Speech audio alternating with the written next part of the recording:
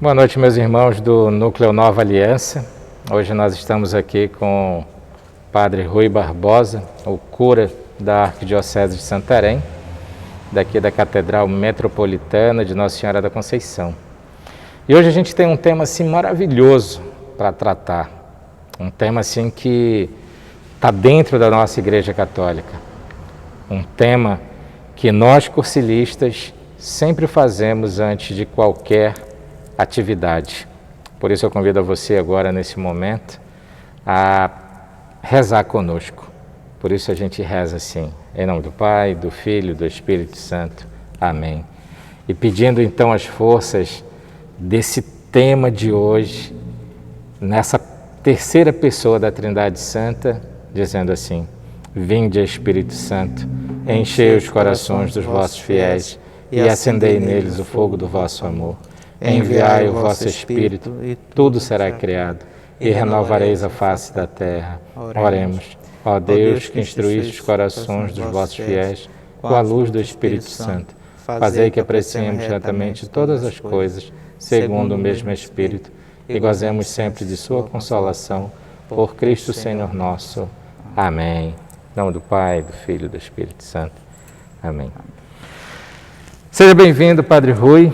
Tá? Nós estamos aqui na casa da nossa grande mãe, Nossa Senhora da Conceição, para tratar de um assunto assim maravilhoso e rico da nossa Igreja Católica, que é sobre o Pentecostes.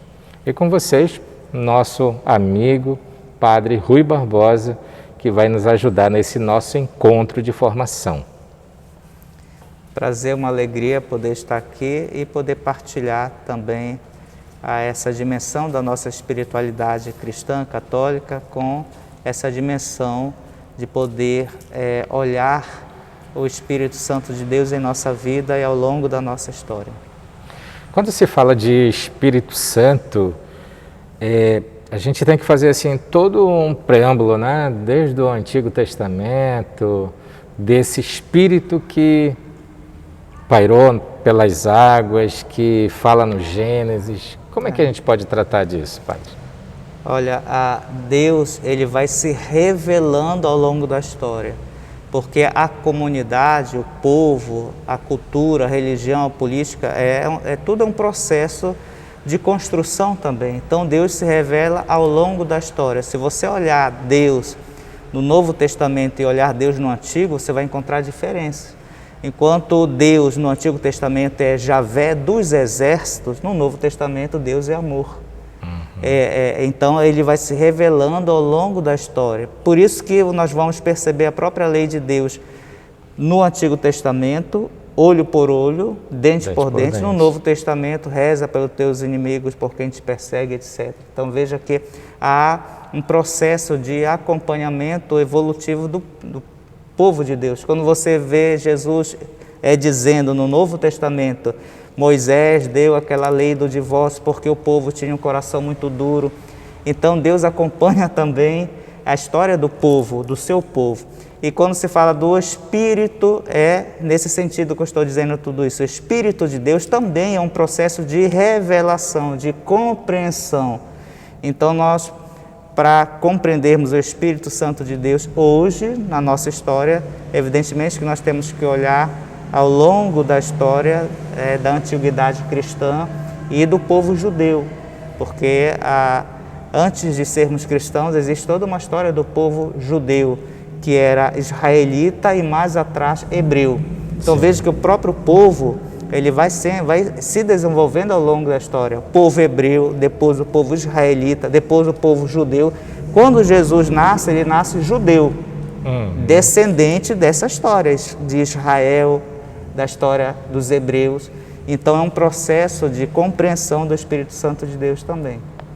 E quando a gente entende toda essa trajetória, né, dentro da nossa Igreja Católica, nós vamos percebendo então que o Espírito Santo ele também sofre essas transformações do próprio Deus, né? Isso. Porque a própria expressão Espírito Santo você vai encontrar no Novo Testamento. No Antigo Testamento você não vai encontrar a expressão Espírito Santo, você tem o Espírito de Deus, né? Porém, ele vai se revelando santo no sentido de Espírito Santo, como aquele que é o sopro de Deus, junto à comunidade apostólica. Mas se nós olharmos a dimensão do Espírito, o que é Espírito, né? O Espírito no grego é o pneuma, é sopro, é vento, e na língua hebraica é o ruá. Então, quando você olha no livro do Gênesis, que é o livro da origem da história do povo de Deus, vai aparecer a primeira pessoa da Santíssima Trindade, que é Deus Pai Criador. Ele cria o mundo. Aí já aparece o Espírito, né? Eu estou aqui com as leituras, algumas leituras que vai dizer assim: no princípio Deus criou o céu e a terra. Ora, a terra estava vazia e vaga, as trevas cobriam o abismo e um sopro de Deus agitava a superfície das águas. O sopro de Deus agitava a superfície das águas. Está em Gênesis, no primeiro capítulo do Gênesis, né? Depois, quando Deus vai criar, depois de ter criado o mundo, ele vai criar o primeiro ser humano, a criação vem deste sopro. Diz assim, para complementar, né?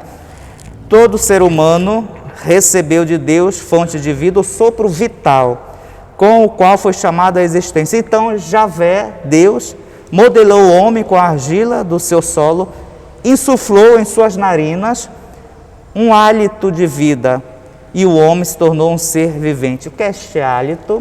Este hálito é o sopro, né? O ruá é este hálito do hebraico, e o sopro é este vento, que é o pneuma. Por isso este sopro de Deus, né? Por isso que na Bíblia este sopro de Deus é chamada de brisa suave. Então, que entra nas narinas do ser humano. Então, é o respirar.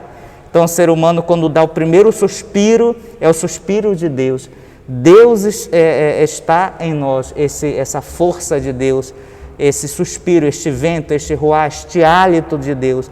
Então, aí nós temos a presença do Espírito de Deus em nós. Por isso que, quando nós olhamos o Antigo Testamento e fazemos referência ao Novo, Jesus lá na frente vai dizer que nós somos templo do Espírito de Deus. Por que templo? Porque o ser humano foi criado com este sopro, com este ruá, com essa dimensão que faz com que nós sejamos templo. Então, Deus habita em nós, a força de Deus está em nós. E aí a gente sempre vai estar fazendo esta ligação do Antigo e Novo Testamento. Então, na origem do mundo e na origem do ser humano, o sopro de Deus, aí é o Espírito de Deus. Por isso que a gente vai ter que compreender o Espírito de Deus desde essa configuração que foi colocado no Antigo Testamento, este ruá, este hálito, este sopro de Deus que cria o ser humano. Nós somos frutos deste sopro de Deus. O legal é que, entendendo essa parte aí, trazida do Antigo Testamento, né, a gente consegue compreender, então, a riqueza que o Espírito Santo tem dentro da nossa igreja, né? Primeiro, entender esse ruá, esse sopro, é o que dá vida, é o que transforma. E aí a gente segue para o Novo Testamento, né? E ali a gente vai ter uma nova configuração. Nós vamos perceber que ao longo da história, este sopro de Deus vai se fazer sempre presente. É o Espírito de Deus.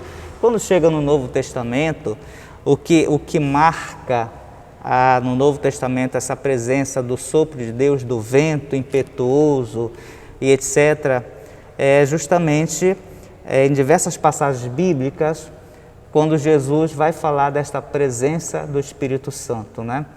Então, este Espírito Santo que vai se fazer presente na vida de Jesus, quando Jesus vai começar a apresentar esse Espírito Santo. Então, o batismo de Jesus é a manifestação do Espírito. E aí entra uma questão muito interessante no simbolismo do Espírito, porque o Espírito é vento, mas ele é a pomba que vem do alto do céu. Ele é nuvem, quando Deus fala também na montanha, a nuvem se abre, né? O Espírito de Deus. Então, veja que o simbolismo se faz muito presente. Então, nós vamos perceber, através desses simbolismos, a presença do Espírito Santo e a promessa desse Espírito que vai se fazer sempre presente na humanidade. Então, nós vamos perceber os símbolos, aí já podemos falar dos símbolos do Espírito Santo, além da água, do vento, da pomba que vem do alto, lembrando o dilúvio da Arca de Noé, quando o Espírito desce sobre os apóstolos, é em línguas de fogo, por isso que aqui está o Ciro Pascal, no nosso cenário, né? O Ciro Pascal, o fogo, a luz de Cristo, está tudo interligado, e nós vamos perceber a riqueza do Espírito Santo de Deus, né?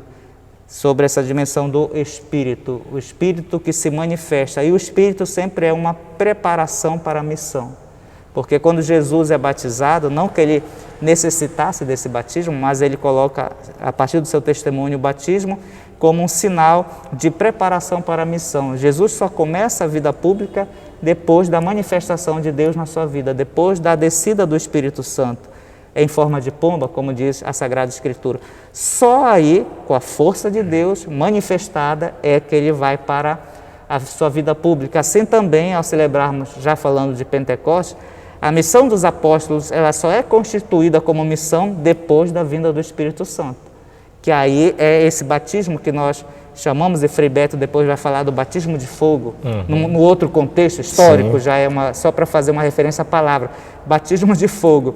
Mas é esse batismo que vai dar toda a força para que a comunidade, então, possa sair em missão. Então é preciso preparação, é preciso estar ciente da força de Deus em sua vida, do Espírito, né? Para poder então trilhar um caminho e entregar a própria vida, que foi o que os apóstolos fizeram, né?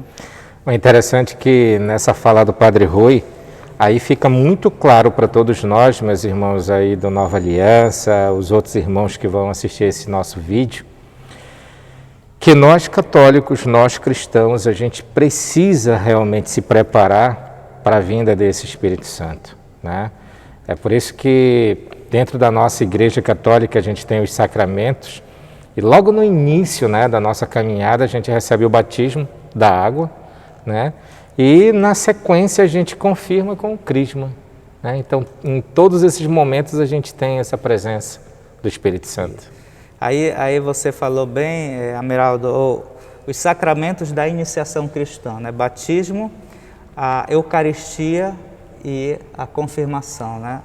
Lembrando que na antiguidade cristã esses sacramentos eram todos juntos, eram todos juntos. Inclusive é um dado histórico, viu? Inclusive as crianças ou jovens que eram batizados já comungavam naquele momento, já comungavam, né? A Igreja Oriental, a Igreja Católica no Oriente, elas mantêm, agora seguem um pouco o Ocidente, mas elas mantêm os 3 sacramentos juntos, numa só celebração, né? Isso nós fazemos com os adultos. Os sacramentos da iniciação cristã se faz numa só celebração para adultos. Inclusive eu fiz há pouco tempo o sacramento da iniciação cristã para os adultos, batismo, Eucaristia e confirmação, que é o crisma, numa só celebração. Se aquele adulto não recebeu de imediato, enquanto criança e jovem, os demais sacramentos. Mas o batismo confere a força do Espírito Santo, uma vez que recebe enquanto criança. Esse batismo deve ser confirmado na sua juventude, né, ou na vida adulta. Mas o primeiro sacramento, por isso a porta de todos os sacramentos, é justamente para começar a missão, o segmento, o discipulado, se faz pela força do Espírito Santo. O que é o batismo? Se não você receber a força do Espírito Santo. Quando você é batizado, você está recebendo o Espírito Santo de Deus. Por isso, um só batismo que você recebe na sua vida, um único batismo, porque você recebe a força do Espírito Santo de Deus. Por quê? Porque até então você é criatura de Deus. Antes do batismo, você tem um sopro da vida de Deus. A partir do batismo, você é filho em Jesus Cristo. Na segunda pessoa da Trindade, você se torna filho de Deus, e a partir do seu batismo, então, você é discípulo, seguidor, você está começando uma missão.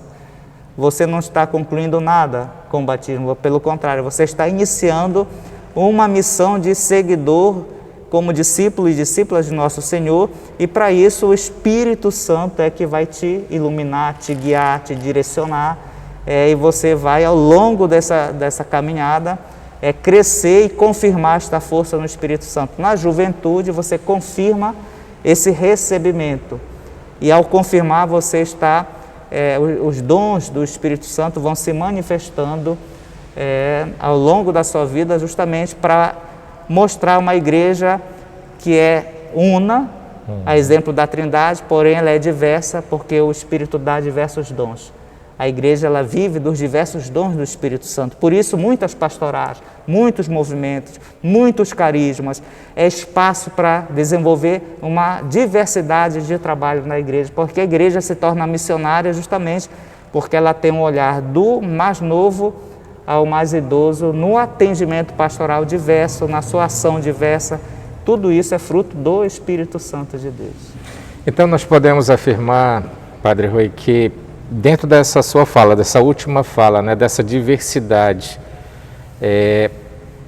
quando o Espírito Santo veio para aqueles discípulos após a morte e ressurreição do nosso Senhor, então naquele momento ali também se configura essa grande fortaleza, essa grande diversidade de dons, quando eles começaram a falar em línguas diferentes?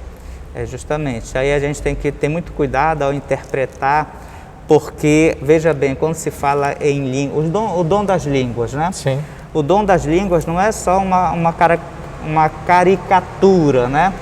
Os dons da língua significa que o anúncio da palavra é para todos os povos, todas as nações.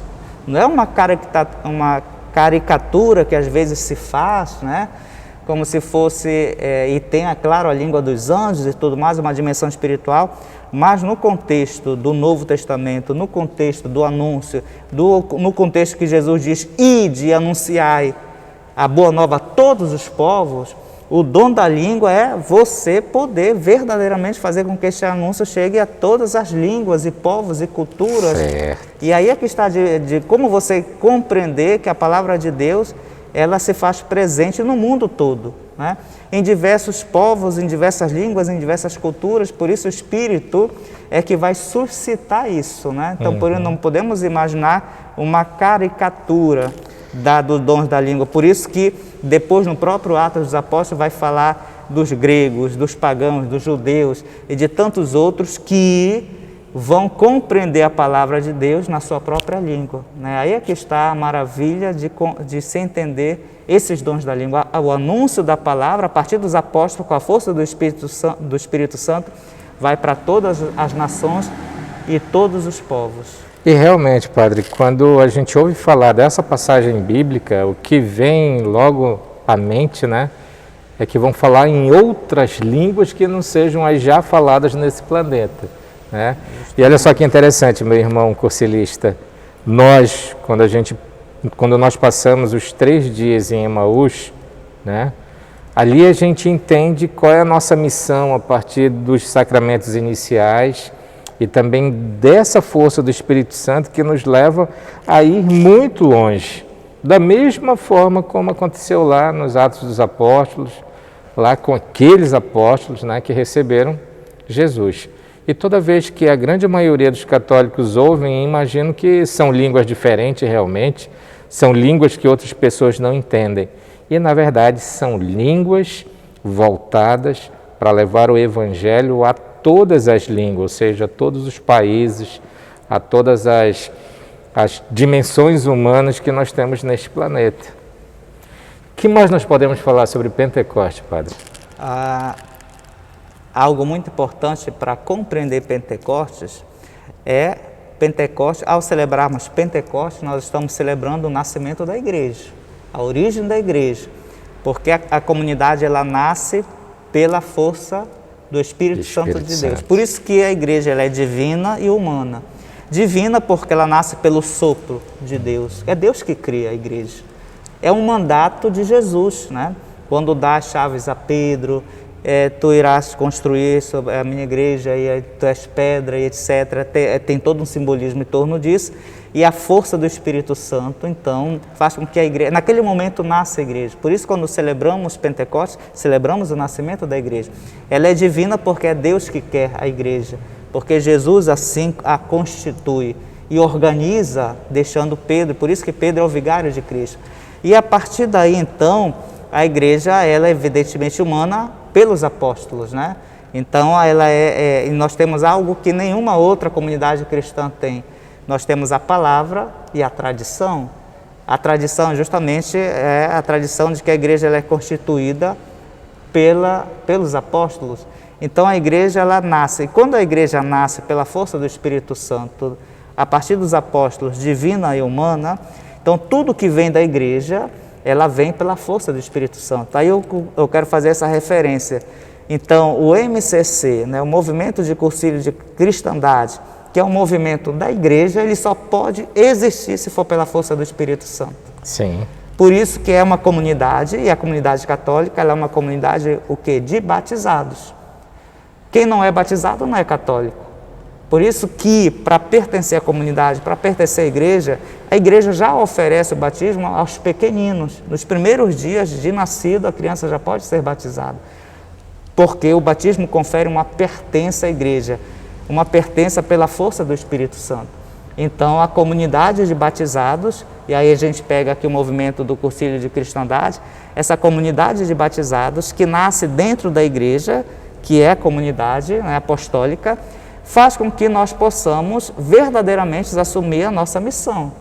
A missão dentro de um carisma, que é o carisma do movimento, que é diferente de outros carismas. E aí está a beleza da igreja, porque já pensou se todos fossem só movimento de cursilho de cristandade, né? Não teria graça. Então, a ideia é justamente isso, você poder, através da igreja, oferecer diversos dons e carisma para a salvação das almas. Então, o movimento tem o seu próprio carisma, que é dom do Espírito Santo. Então, a compreensão de que eu sou portador, dentro do movimento do Espírito Santo de Deus, que eu sou portador de uma igreja que tem como membros discípulos e discípulas, homens e mulheres, jovens e tudo mais, que faz com que a partir desse discipulado eu possa colaborar, contribuir para este anúncio, na minha língua, na minha cultura, no meu movimento, na minha comunidade, onde quer que eu esteja. Aí está a beleza da igreja, isto é Pentecostes. Pentecostes é a força do Espírito Santo que move a igreja. Por isso o mandato de Jesus, ide. Né? Quando Jesus está subindo aos céus, ele está dizendo, ide e envia o Espírito Santo, porque o Espírito Santo é movimento. Por isso o simbolismo do ruá, voltamos ao vento, o vento sopra onde quer.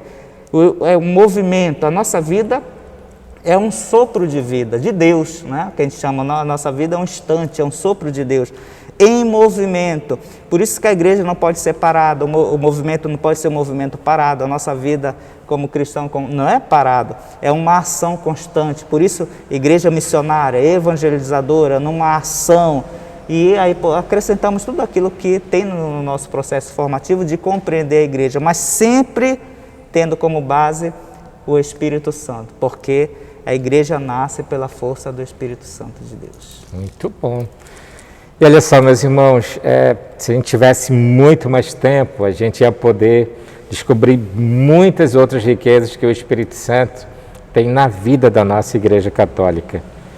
E agora a gente pede para o Padre Rui aí deixar as suas considerações finais e a gente já agradece a sua presença aqui no nosso encontro de formação do Núcleo Nova Aliança e espero que o senhor possa estar conosco em outros momentos também. Tá bem. Eu agradeço muitíssimo o convite e poder, mesmo num curto tempo, poder partilhar essa dimensão de compreendermos na nossa vida, no nosso coração, a força do Espírito Santo de Deus, a força desse Espírito Santo que é movimento, ação da igreja e da nossa vida, celebrando o Pentecostes. Nós queremos buscar no Espírito Santo de Deus uma caminhada cada vez mais ativa e evolutiva no anúncio da Palavra de Deus e fazendo através dos movimentos como o SCC ser um instrumento justamente de colaboração daquilo que Jesus assim disse desde o momento em que retornou à casa do Pai. Ide e anunciai a boa nova a todos os povos.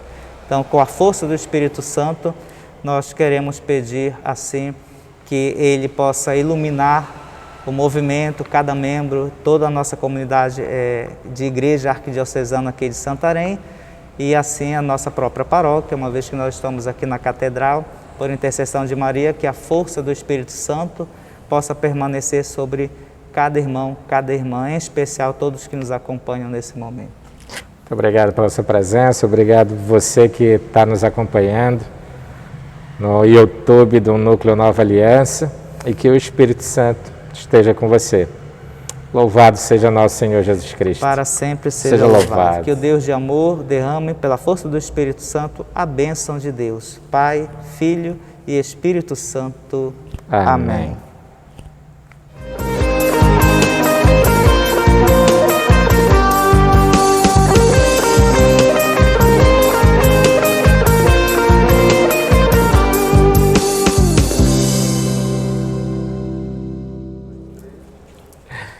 E olha só, meus irmãos, a gente quer fazer um quadro diferente aqui nesse nosso encontro de formação. Quanta saudade a gente tem de reunir as nossas amigas que são mães, que são filhas, nesse mês dedicado às mães, às mulheres, à Nossa Senhora. E aqui a gente está com a tia Laíde, né? A tia Laíde é uma grande referência para a gente, não somente de uma mulher com muita alegria, mas ela também é referência para mim, para o Adriano, para os filhos dela, de uma mulher de fé, de uma mulher guerreira. E aí eu pergunto para a tia Laíde, tia, como é ser mãe tendo a presença do Espírito Santo? Nós podemos pensar em todos os pontos com o Espírito Santo, porque ele nos ajuda a criar os nossos filhos e a dedicar ao dia de Nossa Senhora também, que ela é mãe. Então, ela sendo mãe, ela nos ajuda com o Espírito Santo a podermos educar nossos filhos. Tá vendo só, gente? Essa é a força que o Espírito Santo tem nas nossas mães. As orações dessas mulheres, elas atingem a todos os lugares. É isso, tia? É verdade. Né? E é com essa senhora linda, maravilhosa, representando todas as mães do nosso núcleo, que a gente continua homenageando você que é mãe, você que é mulher, você que perpetua a criação do nosso Deus com a presença do Espírito Santo. Nós desejamos uma boa noite, uma noite abençoada com esse Espírito Santo e que ele possa abençoar vocês cada vez mais. Boa noite, né? Boa noite.